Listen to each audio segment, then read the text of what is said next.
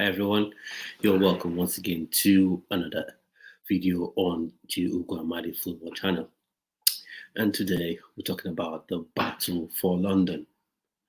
Actually, the preview in the Chelsea versus Arsenal game that will be played on Saturday at 4:30 p.m. UK time. So, what do you think? Leave your thoughts and comments in the comment section. What do you think? Do you think it's a game Chelsea can win? Do you think Chelsea will be overrun by Arsenal? Quite frankly, I think it's going to be a tight, close game.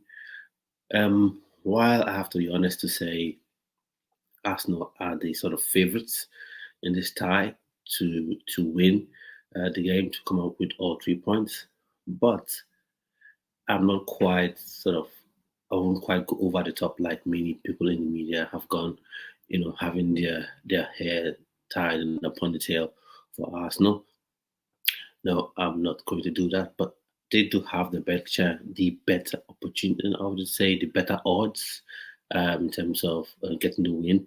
They come into the game with a better in better form than Chelsea, especially they're going to be buoyed by their performance against Man City, and indeed the result they got, the 1-0 victory they got over Man City.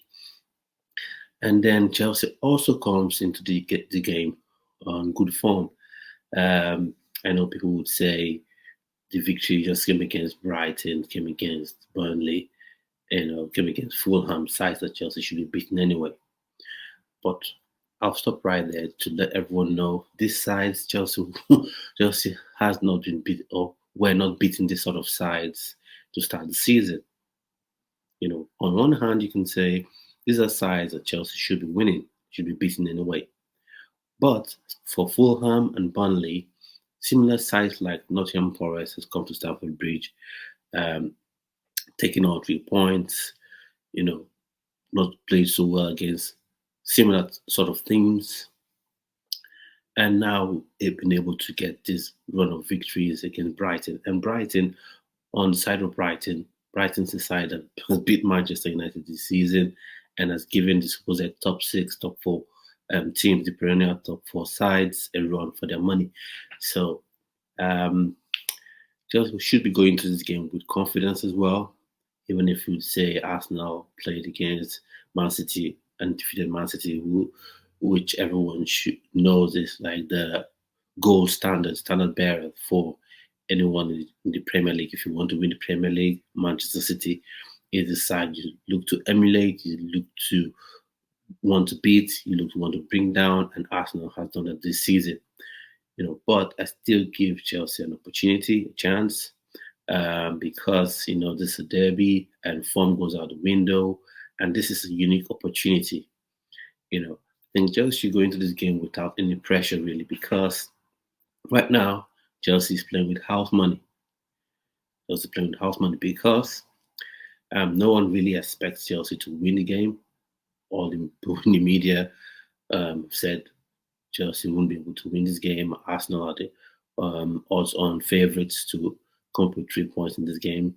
But I say Chelsea has an opportunity, especially if Mauricio Pochettino plays players in their right position. And good. I think Malo Gusto is back after his suspension is over. Jackson is available. I think Palmer, the sort of reports, still waiting the reports. But if he's back, that would be good news. But you have Modric still available. I think Modric's available. Madueke. So it's more or less a full squad that Pochettino has to pick from. So where would this game be won? I think Chelsea has the opportunity of winning this game, and that would come from attacking the flanks because Modric is rapid. Noni Madueke is rapid as well. So if I was Mauricio Pochettino, I would have Modric on the left and Madueke on the right. I wouldn't have Ian Martin there. I would rather have him at left back. And speaking about left backs, or speaking about full backs, we know that Marco Corella has had a good game, has had good games, whilst Augusto was out due to suspension. He has good games. He has good games, excellent games, I would say, as a right back. And Malo Gusto coming back. What do you think? Should Malo Gusto go straight into right back position, or you would have Marco Corella continue in his stead? For me, I would have Malo Gusto slot right in because he's a great outlet. He has energy, he has pace, and he's right-footed because he's very good when you're able to have a right full back who is right-footed or a left full back who is left-footed. So I would have him in there. And since I think Cahill is not fully fit, I would have Marco Corella at left back. So because the flanks, I think that's where Chelsea can win this game. And it's a Stamford Bridge as well. So um, start positively, high octane football. Take it as a derby. Take it as an all-out battle, the battle for London, as I say, as you see, as you must have seen in the title card and the intro. So take it as a battle, and this game will be won, and you can win this game. I know Arsenal fans will say you have Martinelli, they have, of course, Saka, Odegaard, and all these players are in sort of top form. But one thing people fail to forget is I think this Arsenal side is one side that has not won anything but has people praising them from the hills. Last season they did well, never really got to never really got the job done. This season they've had a good start. Spurs is still ahead of them, and it's still left to be seen if they're able to get the job done. So they're not as impervious as people think. What I don't want Pochettino to do is to be ultra defensive and play people out of position because I want to see, Colwill in the centre back position, and I want to see Thiago Silva as well, with his experience next to him in the centre back position as well, and attack this Arsenal side. Attack them, ask them questions. If we attack you, what are you going to do? And when I mean attack, I don't mean slow paced passing at the back because that will just play right into the hands of this Arsenal side because they're a side that likes to play like Man City, and that's what is sort of the trend now, to be fair, which is high pressing, high pressing, high pressing. No problem about that. So, but with that, there's a with that they create a problem for themselves, which is space in behind. So if you play out quickly, you could catch them out with Modric, you catch them out with Noni Madueke, and then you could also catch them out with Nicholas Jackson. So because I want Nicholas Jackson to start in the striking position for this game because he's a lot more he's quick, he's pacey. So and Enzo would be also crucial as well. So the two fullbacks, the two wingers, Nicholas Jackson and Enzo. Want Enzo playing in the six and want those balls. I want Enzo to play like an NFL quarterback and treat the wingers as his wide receivers and treat Nicholas Jackson in the same light as well. Once he sees the runs, put the ball because there'll be space in behind. I know everyone says Saliba is the second coming of Maldini or something. He's good, no doubt about it, but put him to the test. Put him to the test. Ask him those questions.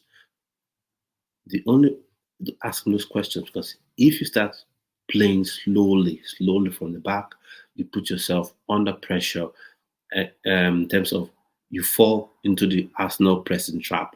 And then what happens is that the centre backs can now push up tight, to your midfield and make it difficult for you. But if you play out quickly, you're able to get the ball in behind their lines very quickly, and test them for pace. Sometimes we get bogged down with the tactics of football, 4-4-2, 4-3-3, high pressing, and all that, which is good, which is normal. I've just said a couple of things, I've mentioned a couple of those terms now. But sometimes you just test people based on their sort of physical prowess, their physical ability. Can you run? Can you match my pace? If this ball goes in behind and I'm running, can you match my pace? And if I'm running in behind you, what are you going to do? So Chelsea needs to ask these questions, start fast, and get the fans at the bridge behind them. And in terms of a prediction, what I think is I'll just go for a safe, tight 1-0 win for Chelsea. I'm going with my heart here. So might turn out to be a draw, could be a loss, but I'm going for a tight 1-0 victory for Chelsea. So let me know what you think. Do you think I'm off my rockers? Do you think I'm getting it all wrong? Leave your comments in the comment section. How do you think Chelsea should approach this game? How do you think Chelsea should approach this game if they intend to win the game? And if you're an Arsenal fan, tell me how well you think Arsenal will play against Chelsea. Do you think that your side will just run away with the game, maybe 2 or 3-0 victory for Arsenal? What do you think? Let me know in the comment section below. Now, before I call it sort of a day or end this video, I'd say there's something I want to mention. Reece James is back in training. Excellent news. He's back in training, and aren't we grateful we have Malo Gusto? Because in time past, what would have happened would have been the moment Reece James is able to walk, he's straight in to the team, and then he gets injured. The reoccurrence of the injury happens again. But now you have someone like Malo Gusto, who is not just a nice deputy, but someone who's actually very good and can threaten, Reece James' position. So I'll be doing a video, so keep your eyes peeled for that and leave your thoughts and comments in the comment section. Should Chelsea see Malo Gusto, or should Mauricio Pochettino see Malo Gusto as the outright number one right back, or should you still see him as a deputy? Or put it this way, Reece James or Malo Gusto, who would you go for? Who would you opt for on current form? Who would you opt for if they were both fit? So let me know. So these are my thoughts and opinions with respect to the game, the Battle for London, as I say. Let's see how it goes. And after the game, I'll be giving my preview. I'll be giving my sort of a review of the game and reaction to whatever the results are. So keep your eyes peeled and ready for that video. So at this point, I come to the end of today's video. So thanks for watching. Hit the like button, subscribe, and share this video. So now do have a wonderful rest of your day.